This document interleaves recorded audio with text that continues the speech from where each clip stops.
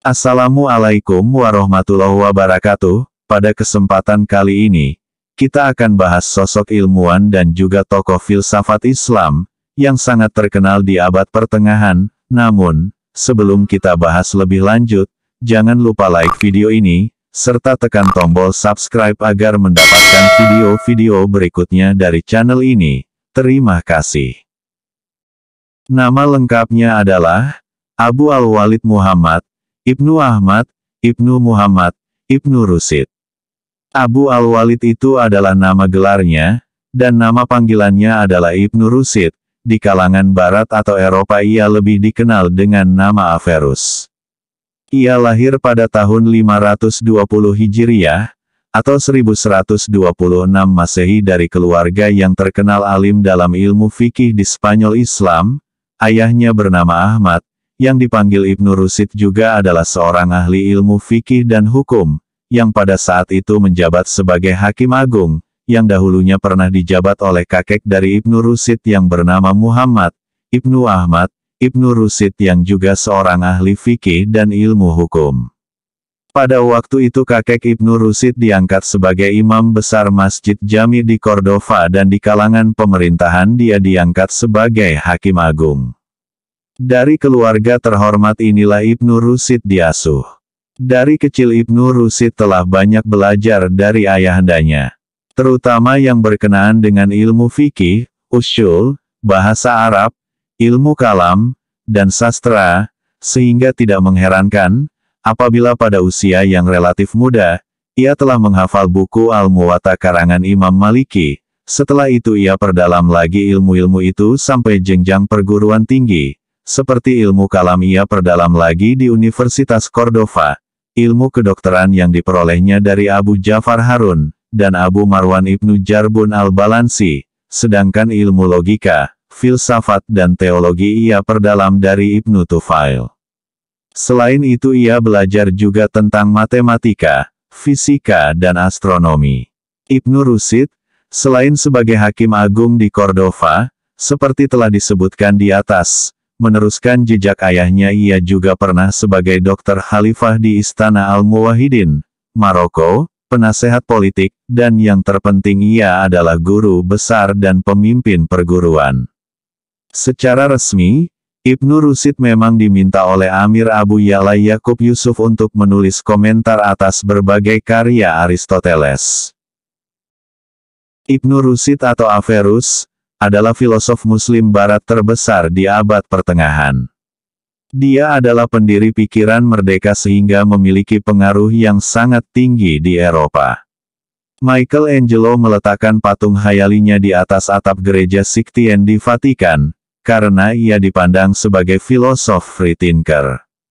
Dante dalam Divine Comedianya menyebutnya, sang komentator, karena dia dianggap sebagai komentator terbesar atas karya-karya Aristoteles. Teori utama filsafat Ibn Rushid yang membuatnya dicap sebagai murtad berkaitan dengan keabadian dunia, sifat pengetahuan Tuhan dan kekekalan jiwa manusia dan kebangkitannya. Membaca sekilas tentang Ibn Rushid memang bisa memberi kesan bahwa dia murtad dalam hubungannya dengan masalah-masalah tersebut.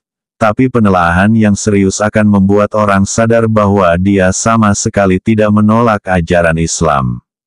Dia hanya menginterpretasikannya dan menjelaskannya dengan caranya sehingga bisa sesuai dengan filsafat.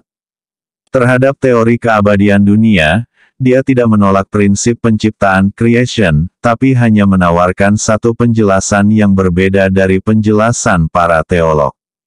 Ibnu Rushid memang mengakui bahwa dunia itu abadi, tapi pada saat yang sama membuat pembedaan yang sangat penting antara keabadian Tuhan dengan keabadian dunia. Ada dua macam keabadian dengan sebab dan keabadian tanpa sebab. Dunia bersifat abadi karena adanya satu agen kreatif yang membuatnya abadi. Sementara, Tuhan abadi tanpa sebab. Lebih dulunya Tuhan atas manusia tidak terkait dengan waktu. Keberadaan Tuhan tidak ada kaitannya dengan waktu karena dia ada dalam keabadian yang tak bisa dihitung dengan skala waktu. Lebih dulunya Tuhan atas dunia ada dalam keberadaannya, sebagai sebab yang darinya muncul semua keabadian. Bagi Ibnu Rushd, tidak ada penciptaan dari ketiadaan, tapi penciptaan adalah proses perubahan dari waktu ke waktu. Menurut pandangan ini, kekuatan kreatif terus-menerus bekerja dalam dunia, menggerakkannya dan menjaganya. Adalah mudah untuk menyatukan pandangan ini dengan konsep evolusi. Penting juga untuk dinyatakan di sini tentang sanggahan Al-Ghazali tentang hukum kausalitas. Al-Ghazali tidak menerima hukum kausalitas dengan dua alasan utama. Pertama, hukum kausalitas bertentangan dengan kekuasaan mutlak Tuhan atas dunia. Korelasi yang dinyatakan sebagai hukum sebab akibat tidak ditopang oleh pengalaman dan logika. Pengalaman indera hanya memberi pengetahuan tentang rentetan kejadian, dan tidak ada alasan apapun untuk mengatakan bahwa rangkaian temporal suatu kejadian menunjukkan proses sebab akibat. Tidak ada sebab akibat karena semuanya terjadi berdasarkan takdir Tuhan. Kalau Tuhan menghendaki, maka runtutan kejadian yang selama ini dianggap sebagai sebab akibat bisa tidak terjadi, sebagaimana dalam kejadian-kejadian luar biasa, atau yang biasa disebut dengan mukjizat.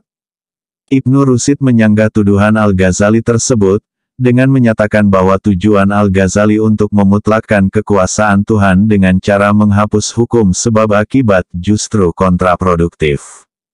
Penolakan hukum sebab akibat akan menghancurkan seluruh basis untuk mengarahkan seluruh proses kejadian di alam kepada Tuhan. Al-Ghazali secara tidak sadar telah menghancurkan satu-satunya dasar logis di atas mana kekuasaan Tuhan terhadap alam bersandar. Penanggalan itu sama-sama membahayakan filsafat, ilmu dan juga teologi. Jika segala sesuatu terjadi secara kebetulan dan tergantung pada keputusan Tuhan yang tidak dapat diduga, maka tidak ada pola rasional yang dapat kita amati dalam ciptaan. Ini juga berarti menghancurkan konsep Tuhan sebagai pencipta alam dan pengatur yang maha bijaksana. Sekian, semoga bermanfaat. Wassalamualaikum warahmatullahi wabarakatuh.